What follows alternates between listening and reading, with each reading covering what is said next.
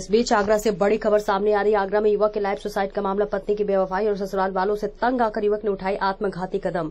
8 महीने पहले हुई थी युवक की खंदौली की रहने वाली युवती निशा से शादी के बाद से पत्नी कर रही थी परेशान। पड़ोसी ने कहा आए दिन घर में होता था क्लेश दौड़ा।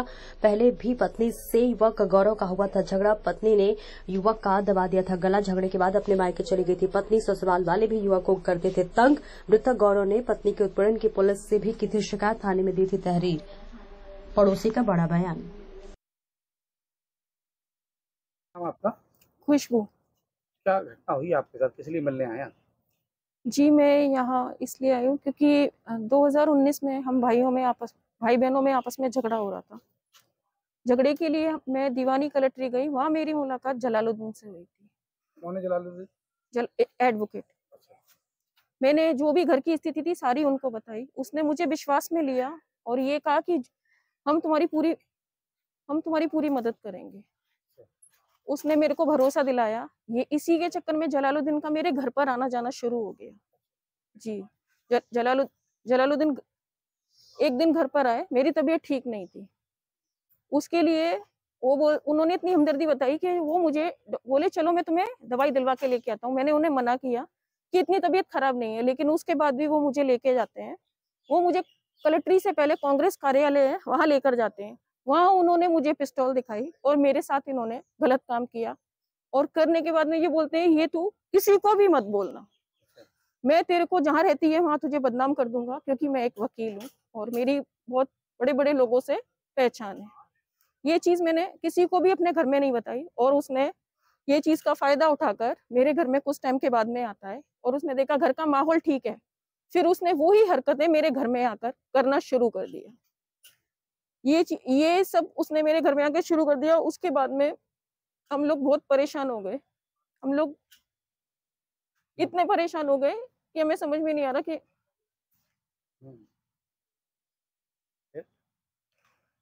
हम लोग खुद ही अपने घर में इससे बचने के लिए अपने घर को लॉक रखते थे, बाहर से ताला लगा के रखते थे। ये जोर जोर से आता था, कुंडियां पीटता था। हमारे घर में ही आके इसने क्या किया, नमाजें पढ़ी, मुझे पढ़वाता था, बोलता था रोजे रखो, फिर मारता पीटता था। ये सब नहीं करते थे तो मारता पीटता था। अच्छा जी। इसने एक बार तो मेरी लड़की को भी मारा। फिर ये मारता पीटता था। कब से कर रहा है ये ऐसी हरकत? जी इसको कम से कम हो गए 2-3 साल।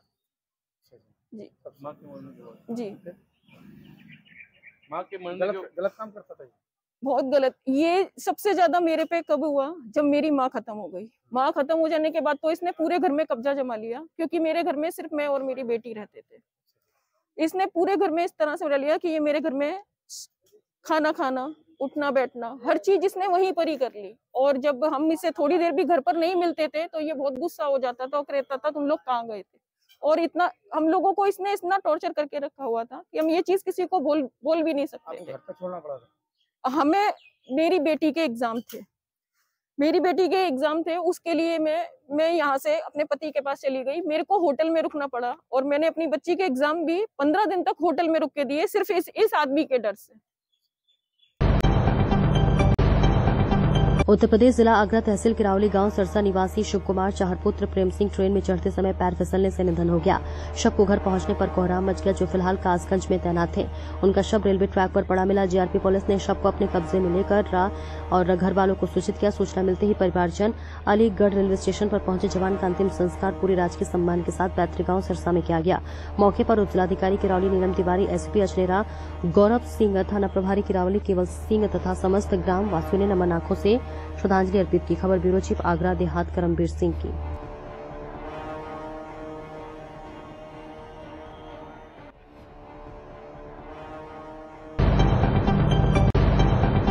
बड़ी खबर सामने आ रही है जम्मू कश्मीर के जिला राजौरी से, जहां पर आज राजौरी पुलिस को बहुत बड़ी कामयाबी मिली है। एसएचओ राजौरी आबिद बुखारी ने प्रेस कॉन्फ्रेंस करते हुए मीडिया कर्मियों को बताया कि कितनी मशक्कत के साथ इन चोरों को पकड़ा गया है। देखिए जम्मू कश्मीर राजौरी से संजू शर्मा की खास रिपोर्ट। और उस दिन 2 शॉप्स पे शटर तोड़ के चोरी की गई, जिसमें कुछ कैश और कुछ सामान लिया गया। जिसके बाद हमने अननोन थीव्स के लिए पर्चा लगाया। 2 FIR रजिस्टर, FIR नंबर 200, 330 और 338 FIR चोरी की रजिस्टर हुई, जिसमें इन्वेस्टिगेशन ऑफिसर्स ने टीम के साथ इन्वेस्टिगेशन शुरू की और हमने बड़ी कामयाबी मिली है। 3 जो मैन जो चोर हैं, जो एक बड़े देर से ऑपरेट कर रहे हैं, इनके खिलाफ पहले भी बहुत सारे FIR हैं, जिसमें एक ज़हीर अब्बास अलाइस बिल्ला सना मोहम्मद लतीफ़ आरो डुगैनी चिंगस, ये चिंगस का रहने वाला है। दूसरा मोहम्मद नदीम सना मोहम्मद कबीर खान साज थाना मंडी का रहने वाला है। और तीसरा मोहम्मद अल्ताफ़ सना मोहम्मद रशीद, ये सुनकोट का रहने वाला है। ये तीनों जॉइंटली ऑपरेट करते थे और इन्होंने एक पार्किंग से एक टाटा मोबाइल उठा के उसके साथ रस्सा बांध के शटर तोड़े।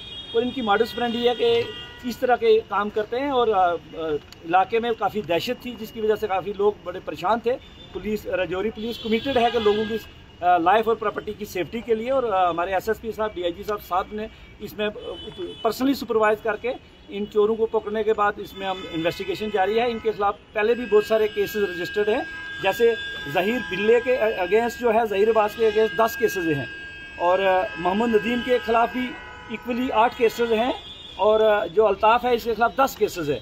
तो डिफरेंट क्राइम में ये इन्वॉल्व हैं। इनके लिए हम कोशिश करेंगे कि मैक्सिमम इनको सज़ा मिले, ताकि लोगों के लिए एक मिसाल रहे और जो लोगों की जो परेशानी है वो कम हो। पुलिस, हम इंश्योर करते हैं कि लोगों की सेफ्टी और सिक्योरिटी और प्रॉपर्टी के लिए हम कोशिश करेंगे ताकि ये इस किस्म के लोगों को। बड़ी खबर आगरा से ताजमहल की सुंदरता पर गंदगी का धब्बा, विदेशी पर्यटकों के वीडियो ने फिर खोल दी पोल। विदेशी पर्यटक ने ताजमहल के पीछे की सच्चाई उजागर की। गंदगी बना ताज की छवि पर धब्बा। यमुना में बहती नदियों की गंदगी ने ताजमहल की शान पर लगा दिया बदनामी का दाग। गौरवशाली ताजमहल की छवि पर विदेशी पर्यटकों की रील ने दिखाई गंदगी का काला सच। प्रशासन की अनदेखी से ताजमहल पर लग रहा गंदगी का धब्बा। विदेशी पर्यटक ने रील बनाकर उठाया सवाल। पूर्व में लिसिप्रिया नाम के लड़के ने सोशल मीडिया पर गंदगी दिखाकर देशों में भी सोशल मीडिया पर की थी हलचल। उत्तर प्रदेश जिला आगरा ब्लॉक फतेहपुर राज सिकरी ग्राम पंचायत नगला मंगोली का एक ऐसा गांव नगला धीरू, जहां पर गांव के बीचों बीच एक तालाब स्थित है, जो बरसात के दिनों में लबालब भर जाता है और पानी घरों में घुस जाता है, क्योंकि तालाब की 9 वर्षों से खुदाई नहीं हुई है। ग्रामवासी कई बार जनप्रतिनिधियों से मिलकर अपनी समस्या रख चुके हैं, लेकिन हालात जैसे तैसे हैं। समाजसेवक सुनील कुमार पराशर ने भी समस्या को अवगत कराया है, लेकिन कोई समाधान नहीं हुआ है। विकासखंड अधिकारी, ग्राम पंचायत प्रधान एवं ग्राम पंचायत सचिव सभी लोग मिले हुए हैं। समाजसेवी सुनील कुमार पराशर ने आरोप लगाया है कि जो भी गड़बड़ होती है विकासखंड अधिकारी वीरेंद्र सिंह की मिलीभगत से होती है। विकासखंड अधिकारी वीरेंद्र सिंह और प्रधान व सचिव पर भ्रष्टाचार के आरोप लगाए हैं।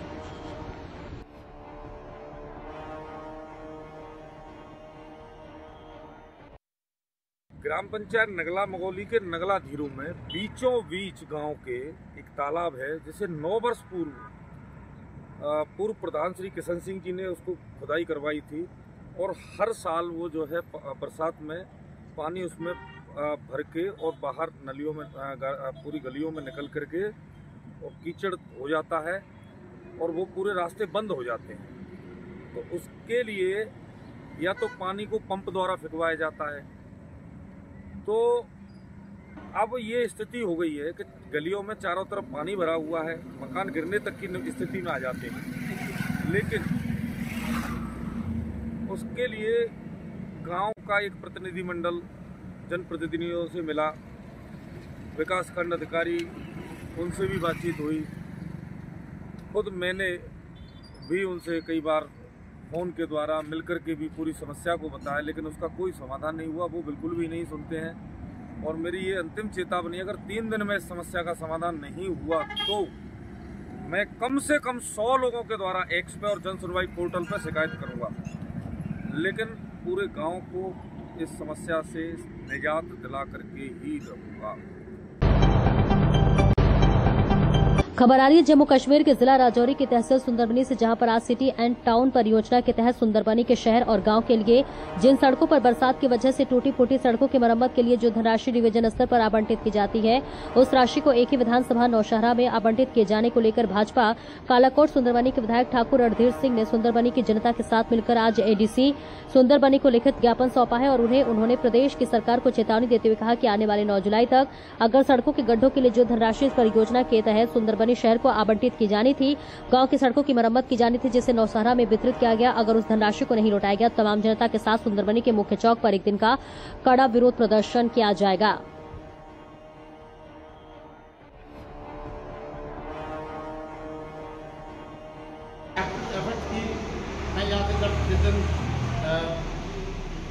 ये प्लान अप्रूव तक होके आया, तो जब मैंने देखा कि जहाँ पे हमारे पास कुछ भी नहीं आया, तो मैंने कोशिश की, यहाँ से मैं श्रीनगर गया, वो श्रीनगर जाके मैं ऑनरेबल CM साहब से मिला, ऑनरेबल डिप्टी CM साहब से मिला, सेक्रेटरी साहब से मेरा मिलना हुआ। उन्होंने CM साहब ने मुझे विश्वास दिलाया कि ऐसा नहीं होता, हर MLA को अपना अपना हिस्सा दिया जाएगा। तो मैंने सोचा कि बिल्कुल ठीक है, CM साहब कह रहे हैं तो हमें अपना हिस्सा मिलेगा। जब मुझे वो हिस्सा नहीं मिला, तो फिर मैं 19 तारीख को फिर मैंने श्रीनगर विजिट किया। 19 तारीख के द्वारा मैंने CM साहब से मुलाकात हुई। मैंने रिटर्न में भी उनको दे दिया कि हमारे साथ कालाकोट सुंदरबनी कॉन्स्टिट्यूंसी है, उसको अनदेखा किया जा रहा है, अनसुना किया जा रहा है, लोगों को बिल्कुल इग्नोर किया जा रहा है। तो वो मैंने रिटर्न में देके आया। उन्होंने फिर विश्वास दिलाया कि हम इसके बारे में कुछ ना कुछ करेंगे। उसके बाद मैं 30 तारीख को फिर मैंने श्रीनगर विजिट किया। 30 तारीख मुझे फिर मैंने टाइम दिया CM साहब से मिलने का, 2:30 बजे मुझे टाइम मिला। मैं वहाँ पे गया, उनसे बात हुई। उन्होंने कहा कि आपका टाइम आपको मिलेगा। मैंने डिप्टी CM से बात की है और आपका हिस्सा आपको ज़रूर मिलेगा। वहाँ से निकल के मैं कमीशन सेक्रेटरी के पास गया। कमीशन सेक्रेटरी से मेरी बात हुई। मैंने कहा कि CM साहब की साइड से कुछ रिटर्न में आपके पास आया, तो कमीशन सेक्रेटरी और उन्होंने कहा कि मुझे स्टेट ने कहा कि हमारे पास रिटर्न में कुछ नहीं आया। तो तब मैं मायूस हुआ, मेरे पास कोई चारा नहीं था। मैंने जो सरकार के सारे आला ऑफिसर्स हैं, जो CM साहब हैं, डिप्टी CM साहब हैं, कमीशन सेक्रेटरी हैं, उनसे तो मैंने मुलाकात कर ली थी। फिर मेरा दायित्व बनता था कि मैं अपनी पब्लिक में जाके, अपने लोगों के पास जाके तो उनको एक्सप्लेन करूँ। जहाँ तक कि लोगों में काफ़ी रिजनमेंट थी कि नौशहरा में 7 करोड़ 20 लाख रुपये आया। एक डिवीजन में जो 2 सब डिवीजन है, एक सुंदरबनी और नौशहरा, एक सब डिवीजन में 7 करोड़ 20 लाख रुपये लगा और सुंदरबनी सब डिवीजन एक सिंगल पैनी भी नहीं देगी। तो मैं लगातार 2-3 दिन से मैं यहाँ पे अपने कार्यकर्ताओं के साथ बीच में बैठा था। उसमें मेरे साथ म्यूनसिपलिटी के एक्स चेयरमैन साहब थे, DDC मेंबर साहब थे, हमारे जिला प्रधान साहब थे, ऐसी मेरी सारी टीम, इनके साथ डिस्कशन हुई। फिलहाल वालों के साथ भी बैठ के हमने कल रात को काफ़ी लंबी बात की। हमारे जो लोग सारे मेरे साथियों ने जो गाइड किया, उन्होंने कहा कि जहाँ तक आपने जाना था हम जा चुके, जहाँ पे आपने एफर्ट्स करनी थी आपने एफर्ट्स कर ली। अब हमारे पास सिर्फ एक सिंगल रास्ता है, वो प्रोटेस्ट का। विधायक जी, हम जानना चाहेंगे कि आपने यहाँ पे जिक्र किया कि तमाम रोडें सुंदरबनी की काट दी गई, आखिर किस वजह से काटी गई और इसमें कसूरवार कौन है? देखिए, एक तो बड़ी क्लियर बात है कि जो कंसर्न मिनिस्टर है वो कसूरवार है। तो कंसर्न मिनिस्टर हमारे डिप्टी CM साहब हैं, तो नेचुरली बात है कि वही काट रहे हैं, उसमें तो किसी की इंटरफेरेंस होगी नहीं, ये तो बहुत क्लियर बात है।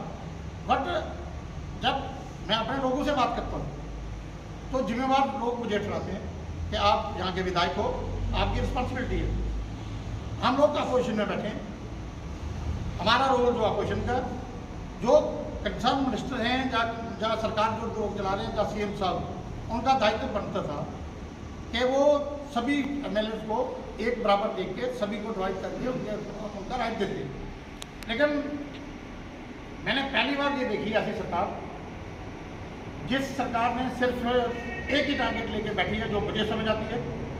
वो सिंगल टारगेट ये है कि जोरी पुंछ में से सिर्फ कालाकोट सुंदरबनी एक ही सीट है जो भारतीय जनता पार्टी को मिली है, और इस सीट को कहते हैं कि किस तरह से लोगों को तंग किया जाए, लोगों को मजबूर किया जाए, लोग भारतीय जनता पार्टी से तंग हो गए, वो अपना वो मैं कह सकता हूँ कि अपना विश्वास बनाना चाहते हैं कि नहीं जी बीजेपी वाले कुछ नहीं कर सकते। दिल्ली में हमारी सरकार है, आपने देखा होगा कि कश्मीर को कभी इग्नोर नहीं किया गया। अभी कुछ दिन पहले हमारी एक ट्रेन माननीय हमारे प्राइम मिनिस्टर नरेंद्र भाई मोदी जी ने यहाँ से फ्लैग ऑफ किया।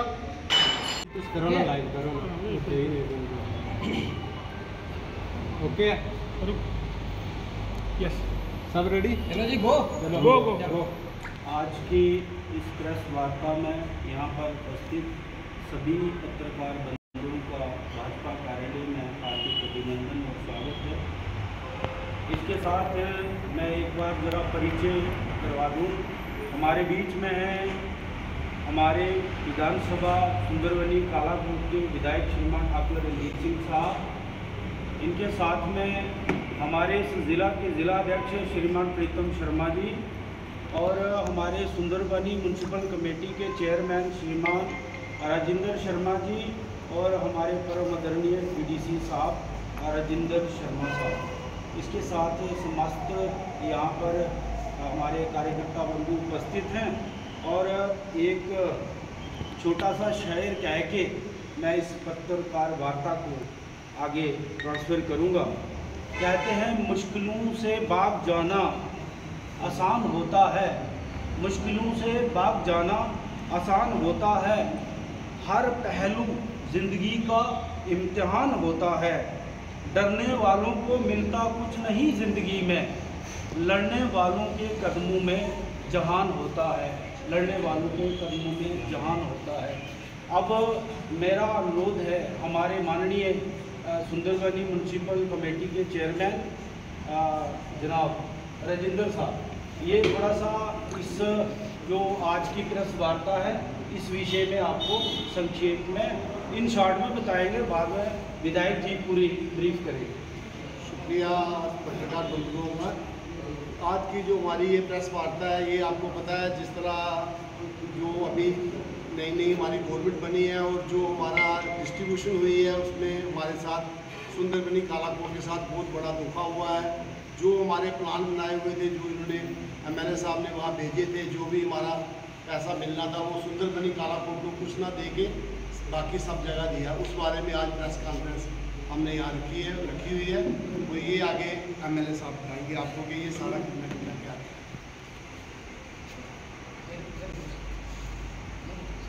सभी यहाँ पे आए मीडिया बंधु का धन्यवाद करता हूँ। ऐसा है कि आज जो प्रेस कॉन्फ्रेंस यहाँ पे हम सारे लोग भारतीय जनता पार्टी के लोग इकट्ठे होकर दे रहे हैं, उसका मेन मोटो है कि जो दो प्लान एनसी सरकार ने जो बनाए हैं, सबसे पहले तो नबार्ड का एक प्लान बना जिसमें हर कॉन्स्टिट्यूंसी को दो रोडें दी गई। कालाकोट सुंदरबनी कॉन्स्टिट्यूंसी को बेनिफिट रखा गया, उसमें से नॉट इवन के सिंगल पैनी हुई ऐसे दी गई। अब उसके बाद सिटी एंड टाउन प्लान, जिसमें आप लुक शुक डालते हैं, ब्लैक टैपिंग करते हैं। इस प्लान में जब मैंने प्लान बना के भेजा, लगभग 32 में यहाँ की सुंदरबनी की मैंने कालाकोट की दी, जिसमें से उन्होंने फाइनलाइज करके 24 रोडें रखी। लेकिन जब प्लान अप्रूव हो गया है तो एक भी रोड हमारी खासकर सुंदरबनी सब डिवीजन की जो शहर डिवीजन में बात करती है, एक रोड का भी पैसा नहीं मिला। उसके साथ जो कालाकोट डिवीजन है वहाँ पे उनके उसमें एक मोगला सब डिवीजन, जिसमें वहाँ पे भी सिंगल रोड भी नहीं वहाँ पे ब्लैक टॉप के लिए रखा। तो कालाकोट की रोड रखी गई कालाकोट डिवीजन में, वो टोटल 1 करोड़ 10 लाख रुपया वहाँ पे रखा गया। टोटल उसकी एलोकेशन 2 करोड़ रुपया थी। लगभग 80 लाख के लगभग जोरी वाला जो हमारे एमएलए साहब हैं कार साहब, वो उनके हिस्से में आया।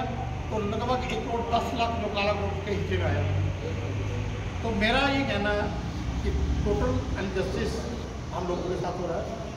हम कालाकोट सुंदरबनी को हम दिखा दिया जा रहा है। मेरा ये मानना कि मैंने एफर्ट की, मैं यहाँ से जब जिस दिन सुंदरबनी के साथ लगते गांव भजवाल की रहने वाली विकासशील महिला किसान जिन्हें जिला उपायुक्त राजौरी द्वारा श्री भूमि कृषि में उत्तर योगदान हेतु देशी सम्मानित किया गया और सफलतापूर्वक बीकानेर तथा विभिन्न फलों के 1000 पेड़ उन्नत ढंग से तैयार करने के बाद अब अपना एक और सपना साकार कर रही हैं। बकौल महिला किसान कुलवंती देवी, उनका शुरू से एक सपना था कि रसायन मुक्त तथा ऑर्गेनिक खेती को बढ़ावा देने के लिए ज्यादा से ज्यादा गोबर तथा इससे जुड़ी कई वस्तुओं को डिकम्पोज करके देसी खाद तैयार की जाए, जिसका बड़े स्तर पर किसान प्रयोग करे ताकि इस समय जो लोगों को हार्ट, किडनी, लीवर, न्यूरो सहित शरीर के विभिन्न भागों में रसायन और कुप्रभाव के कारण लगातार बीमारियों का प्रकोप बढ़ा, उसे भी कम किया जा सके। महिला किसान कुलवंती देवी ने कृषि विभाग के सहयोग से एक बड़ा कॉमर्शियल स्तर पर वर्मी कंपोस्ट का यूनिट बनाकर तैयार किया, जिसका आज उद्घाटन निदेशक कृषि विभाग जम्मू सरदार अरविंदर सिंह रेन द्वारा किया गया। इस मौके पर उनके साथ कृषि विभाग के जिला राजौरी समेत तमाम लोगों की मौजूदगी रही।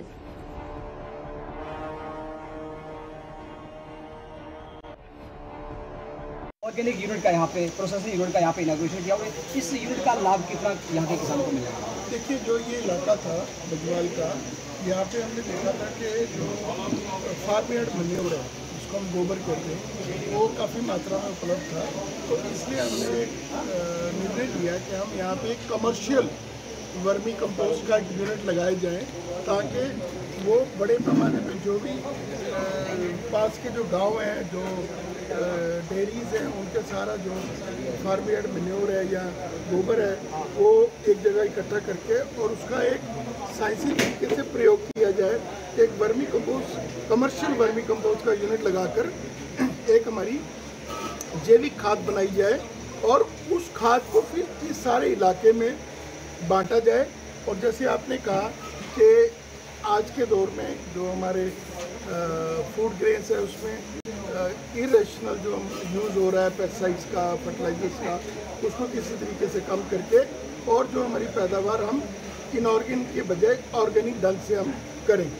तो इसलिए ये एक आज का ये कमर्शियल वर्मी कंपोस्ट का यूनिट जो हमने कुलवंती देवी जी हैं, जो हमारी प्रोग्रेस फार्मर है, उनको हमने दिया है, ताकि ये सारे इलाके का जो गोबर है वो भी इकट्ठा हो जाए और उसके बाद जो खाद बनने के बाद अपने इलाके को ये डिस्ट्रीब्यूट भी हो। तो डॉक्टर साहब, किसानों के मन में एक बहम रहता है, एक शक रहता है कि अगर वे यूरिया नहीं डालेंगे, डीएपी नहीं डालेंगे, तो उनके जो फूड ग्रेन है, उनकी जो फसल की पैदावार है वह कम हो जाएगी। क्या ये जो ऑर्गेनिक यूनिट आपने यहाँ पे लगाया, ये जो स्वदेशी खाद है, अगर उसको किसान खेतों में डालेगा तो क्या जो उसकी पैदावार है उसमें कमी आएगी कि वो ग्रोथ बराबर रहेगी?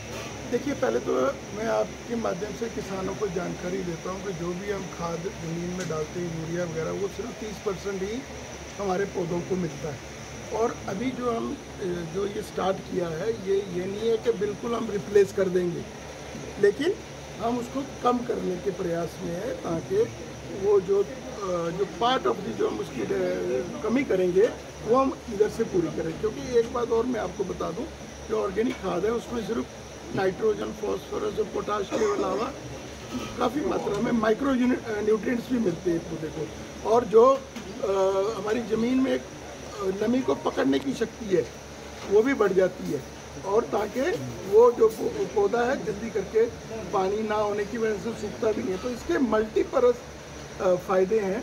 तो हमारा जो प्रयास है कि इसके इस्तेमाल से खाद की मात्रा को कम किया जाए, क्योंकि जैसे आपको पता है जो भी रासायनिक खाद आती है सारी मटेरियल बाहर से हम एक्सपोर्ट करवाते हैं और काफ़ी मात्रा में हमारा जो फॉरेन रिजर्व है उस तरफ जाता है। तो एक प्रयास है कि इसको कम किया जाए और अपने जो एक्सेसिव यूज़ है खादों का उसको कम करके इस पर निर्भरता लाई जाए। तो इस यूनिट के अंदर हम डायरेक्टर साहब खड़े हैं, वह कमर्शियल यूनिट, ये आपने भी जिक्र किया कि ये जो कमर्शियल यूनिट है, क्या इस यूनिट के अंदर तैयार की गई जो खाद है, स्वदेशी खाद, उसकी कीमत में और जो अंग्रेजी खाद है उसकी कीमतों में कितना डिफरेंस है? और ये जो विशाल का शेड जिसके नीचे हम खड़े हैं, और भी कोई किसान अगर इसको हासिल करना चाहे तो वह क्या करें?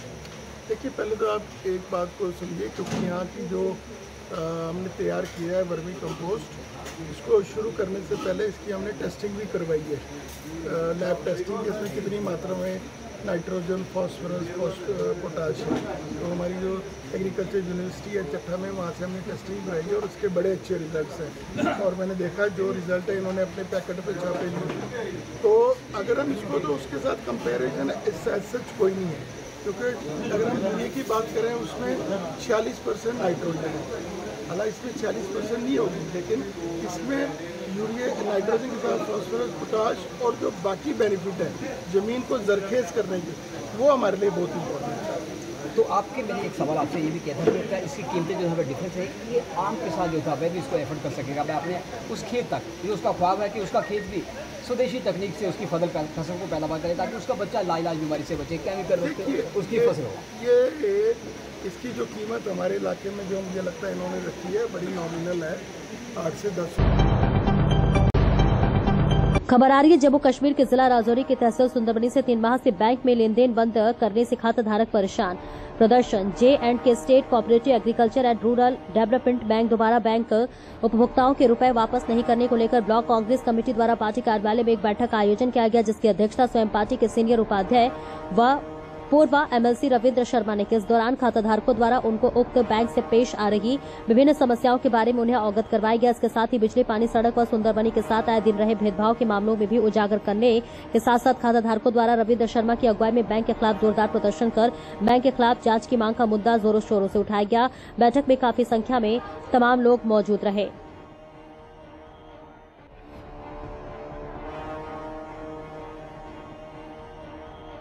सुंदरबनी के साथ जब के आसपास की कॉन्स्टिट्यूंसियों पे नौशहरा में कोई 3 दर्जन से ज़्यादा रोडें रखी गई, बहुत अच्छी बात है। कालाकोट में भी 19 के करीब सड़कें रखी गई, बहुत अच्छी बात है। लेकिन सुंदरबनी तो ये किसकी नज़र लगी? और 2-2 चौकीदार हमारी सरकार हो कोई सरकार हो, पहले सुंदरबनी के साथ हक तलफी में हम सबसे आगे हैं और हम इस मुद्दे में अपनी सरकार हो कोई सरकार हो, किसी ने भी जाति की है, मैं चीफ मिनिस्टर साहब से अपील करूंगा कि इसकी जांच करें और यहाँ के विधायक भी क्यों नाकाम रहे। कालाकोट की आई, किसने ये की है? हम कोई सियासी इसमें टारगेट नहीं करते, लेकिन सरकार को ध्यान रखना चाहिए। सुंदरबनी एक सब डिवीजन है, हमारे टाइम कांग्रेस के टाइम यहाँ पे जो है वो ADC और सब डिवीजन बनाया गया। आज यहाँ तहसील ब्लॉक और सुंदरबनी भी एक सब डिवीजन है, लेकिन इस सब डिवीजन जो इसका BWD का सब डिवीजन, क्या वजह है कि यहाँ एक भी सड़क नहीं है? जिसने भी जाति की और जिसका भी नाकामी है, जो चौकीदार बने उन सबका फेलियर है। और इसलिए जनता के हम साथ हैं, इसलिए कांग्रेस पार्टी ने उन सब से हम हिसाब मांगते हैं कि ये ऐसा कैसे हुआ। प्रायोरिटी तो MLA साहब को देनी होती है और क्या वजह है? जो इस वक्त चौकीदार है, नुमाइंदा है, उसका काम है वो बताए क्या वजह हुई और जिनको साफ करना है क्यों नहीं हुआ। सुंदरबनी ने सबको वोट दिए हैं और सब लोग सुंदरबनी से वोट लेकर के जीते हैं। आज हम सत्ता में तो मैं तो नहीं हूँ विधायक, लेकिन जनता की चौकीदारी और जनता के हक के लिए हम सबका सहयोग करने के तैयार है। हमने एक एक्शन कमेटी बनाई है 5 मेंबरी, जिसमें आने वाले ब्लॉक प्रेसिडेंट और प्रवीण आदमी नेमचंद शर्मा जी हैं, दूसरे ब्लॉक प्रेसिडेंट अजीत सिंह जी हैं, हमारे योगराज शर्मा जी हमारे ब्राह्मण लीडर हैं यहाँ के, और तीसरे तीर्थराम शर्मा जी ब्लॉक प्रेसिडेंट हैं। ये इसमें देखेंगे, जो एक्शन करना होगा कांग्रेस पार्टी उसके लिए तैयार है। हम कोई सियासत से ऊपर उठ करके, लेकिन कोई इस बुनियाद पर सियासत करे वो भी हम नहीं करने देंगे। क्यों? सुंदरबनी को जवाब देना उन सबकी ड्यूटी है। ये 2 अहम मुद्दे थे। बाकी पानी की यहाँ संकट है, एक टैंकर से जो है वो सारे सब डिवीजन में 3 यहाँ ब्लॉक हैं, पानी लोग खरीद के टैंकरों से पी रहे। सरकार टैक्स भी ले रही है, जल जीवन मिशन में बहुत बड़ा घोटाला है, कोई स्कीम मुकम्मल नहीं हुई और टैंकर भी नहीं लगा रही। मैंने 6 लाख रुपया अपने MLC फंड से एक साल जब बड़ा सोखा हुआ तो हमने PHE डिवीजन को दिया टैंकर चलाने के लिए, ट्रैक्टर और ट्रालियाँ चलाने के लिए, और यहाँ 3-3 टैंकर और 13-13 ट्रालियाँ और हमने वो टैंकर चलाए।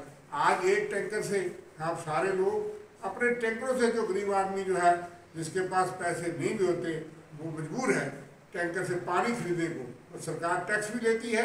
कांग्रेस सरकार में कोई टैक्स नहीं था देहात में, देहात के लोगों को कभी कभी गंगा जल मिलता है, कोई एरिया ही है, नाम के नलके खड़े हैं, लेकिन डेली छोड़ के तीसरे दिन भी पानी नहीं मिलता, तो टैक्स किस नाम का लेते हो? लेकिन ये एक बहुत बड़ा संकट है। बिजली का भी संकट है, कई एरिया से हम पढ़ते हैं, ट्रांसफार्मर जल जाते हैं। तो हम ये कह रहे हैं कि बिजली की पावर, उनके वोल्टेज बहुत कम है, ये अहम मुद्दे हैं। बाकी किसानों का अहम मुद्दा मैंने बता दिया कि इसके साथ साथ नैनो को बोतल दे रहे हैं किसान को कह रहे हैं ज़बरदस्ती खरीदो यूरिया के साथ, तो इसके खिलाफ हम अगले दिनों ज़बरदस्त प्रदर्शन करेंगे। हमने किसानों की एक कमेटी नामजद की है, जिसके जिला स्तर के लिए राजेश चौहान जी हमारे पुराने जिला अध्यक्ष के तौर पे हमने रिकमेंड किया है।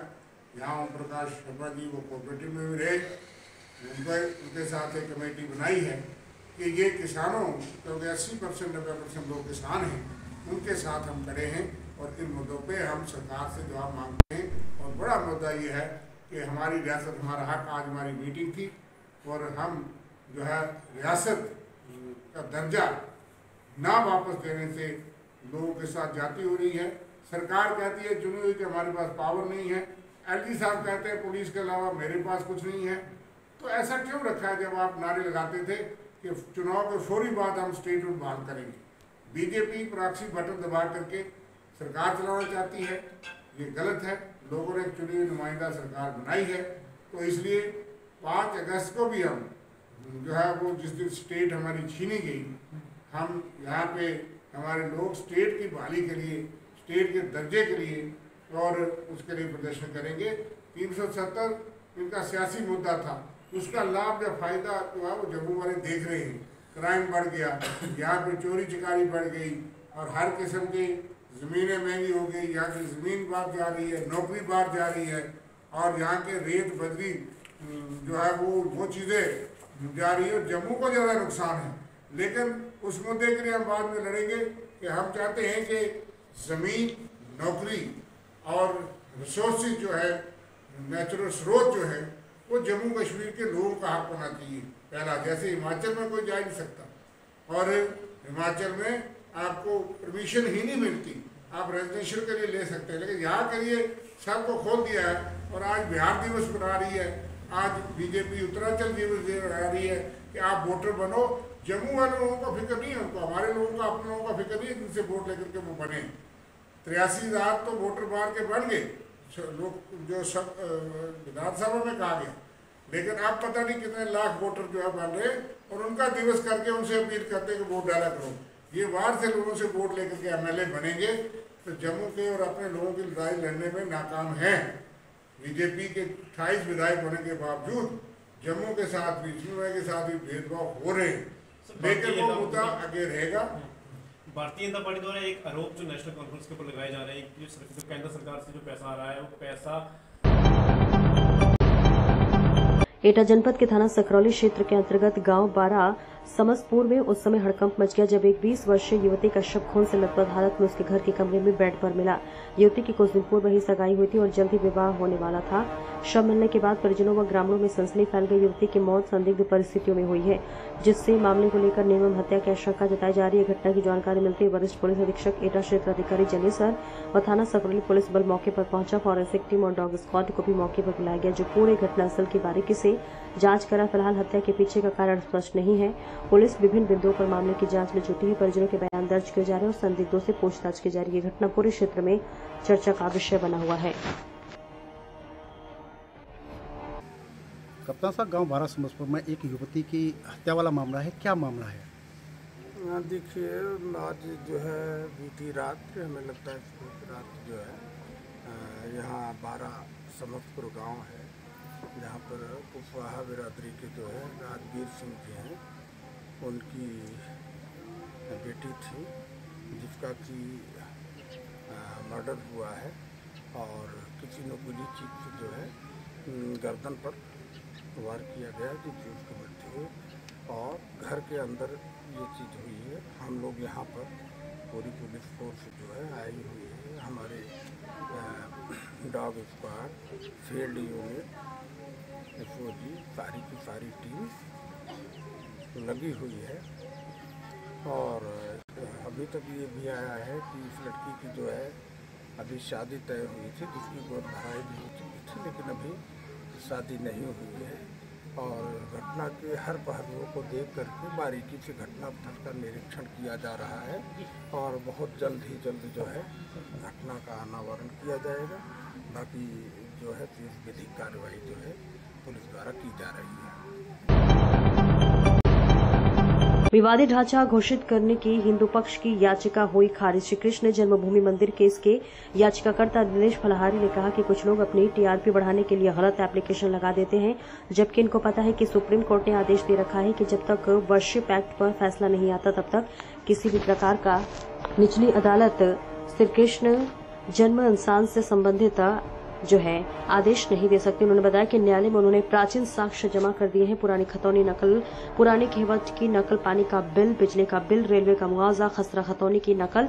पंडित दिनेश फलहारी ने बताया है कि मुस्लिम पक्ष ने कहा था कि यदि वहां पर विवादित ढांचा घोषित कर देंगे तो मुस्लिम पक्ष नमाज कहाँ पढ़ेंगे। आज जो हिंदू पक्ष की याचिका खारिज हो गई है, आज हम को बहुत दुख है। देखिए कालीचरण बिंदल की खास रिपोर्ट।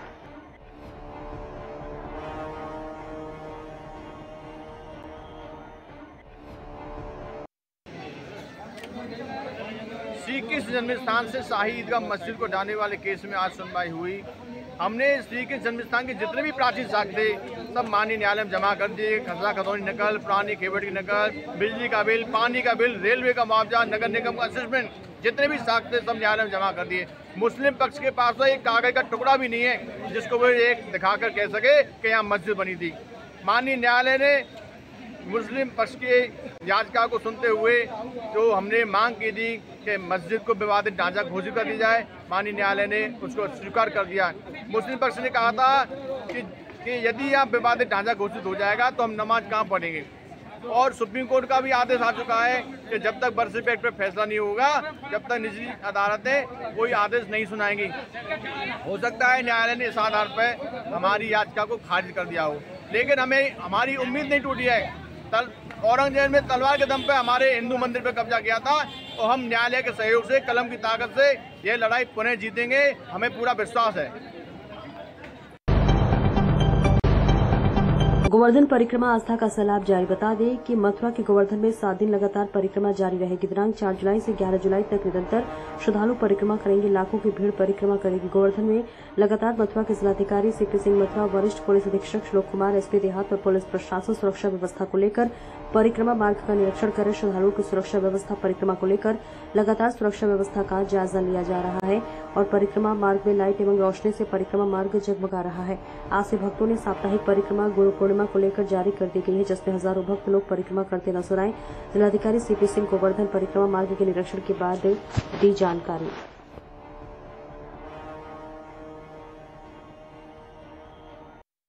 सर, आज गुरु पूर्णिमा मेले का आगाज हो चुका है, ऐसे में आपने यहाँ मंदिर परिसर का और बाहर परिक्रमा मार्ग का निरीक्षण किया है, क्या कुछ व्यवस्थाएं देखने को मिली? देखिए, आज से विश्व प्रसिद्ध मुड़िया पूर्णिमा का मेला प्रारंभ हुआ है राज्य में और अभी से ही आप देख रहे हैं काफ़ी भीड़ आने लगी है जी। व्यवस्थाएं अच्छी रहें, साफ सफाई रहे, कहीं ऐसी चीज़ ना हो जहाँ दुर्घटना की संभावना बनी रहे।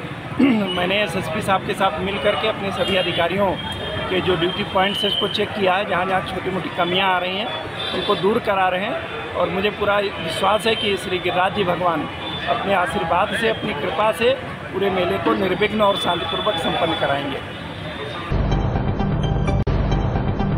बड़ी खबर इस वक्त सामने आ रही है। प्रयागराज में लड़की का देसी कट्टा लगाकर रील बनाने में मामले में जॉर्ज टाउन पुलिस ने दर्ज किया मुकदमा।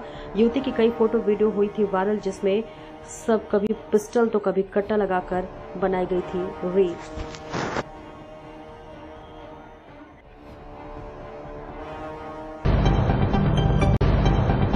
संगम नगरी प्रयागराज के नैनी थाना क्षेत्र के दांडी तिराहे पर जहां दिन दहाड़े धारदार हथियार से शिबू नाम के युवक की हत्या कर दी गई, जिसके बाद क्षेत्र में सनसनी फैल गई। सूचना मिलते ही मृतक के परिवार वाले मौके पर पहुंचकर शव रखकर चक्का जाम कर दिया, जिससे पूरी तरह से आवागमन बाधित हो गया। वहीं मौके पर पहुंची गई थानों की पुलिस ने मामले को शांत करने की कोशिश की तो मौके पर पहुंचे डीसीपी यमुनानगर विवेक चंद यादव ने कमान संभालते हुए परिजन को समझा बुझाकर शव को कब्जे में लेकर पोस्टमार्टम के लिए भेज दिया, साथ ही चक्का जाम भी खुलवाया। तो वहीं पुलिस ने इस घटना में शामिल एक अभियुक्त को गिरफ्तार कर लिया है। बता दें कि देवरिव्यू के अनुसार मृतक द्वारा रिक्शा बेचा गया था, जिसका पैसा लेने के लिए मृतक को बुलाया गया था। जब मृतक पैसा लेने दांडू तिराहे पर पहुंचा तो उस पर धारदार हथियार से हमला करके उसकी हत्या कर दी गई। वह पुलिस इस मामले में कार्रवाई कर रही है। देखिए प्रयागराज से कलीम की खास रिपोर्ट।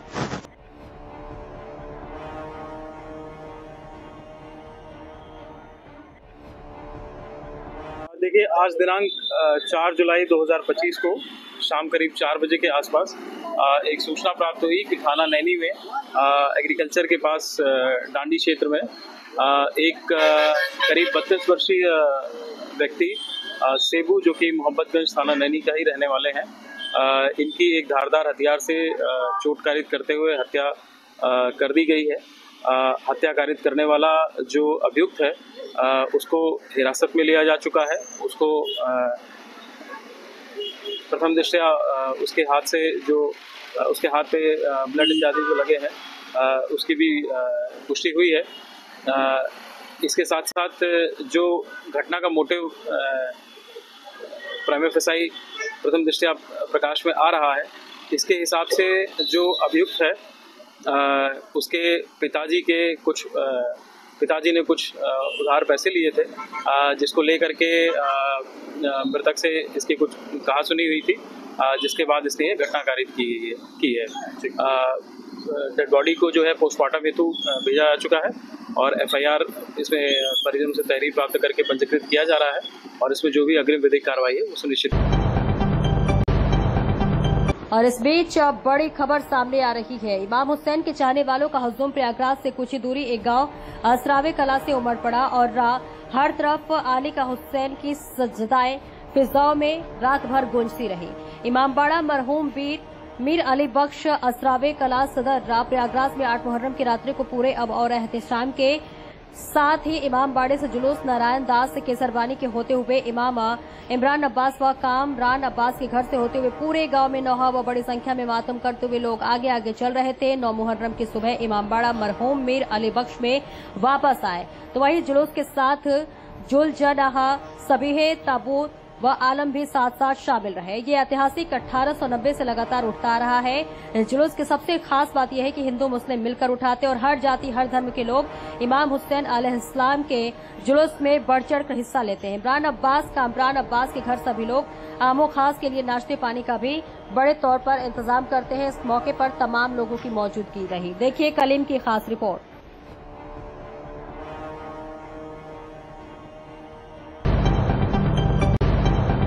बड़ी खबर